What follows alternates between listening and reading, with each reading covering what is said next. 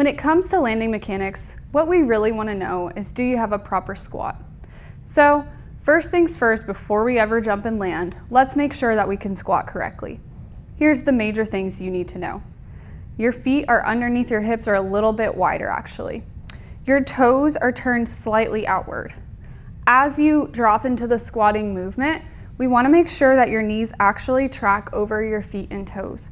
If they wobble or if they fall in or outward, that's a sign of another problem. So let's make sure we're nice and strong in this squatting movement. Another important piece of this is going to be your spine. So I want to make sure that your neck and your back are nice and neutral.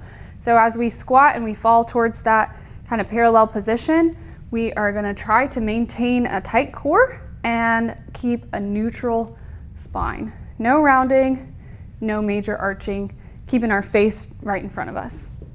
All right. Additionally, when we jump and land, we might not be jumping or landing from 2 feet every time. We might take off or land from 1 foot. So it's going to be important to have single leg strength as well. One of the ways we can strengthen that is by doing single leg box squats. So I might grab a box or a chair or a bench, and I'm going to practice that movement, but instead of having 2 feet and my foot wider than my hips, I'm going to have my foot directly underneath my body. I'm still going to maintain my full foot on the ground, and I'm going to try to get my knees tracking right over my feet. If I start to have wobbly knees in this, or if I'm weak and I'm plopping onto the box, that's a sign that we're not quite strong enough on that one. Finally, when it comes to landing mechanics, we want to be nice and quiet. So when I do actually see you jump and land, or if I see you drop off of a box like I'm about to do, I want it to be as quiet as a mouse.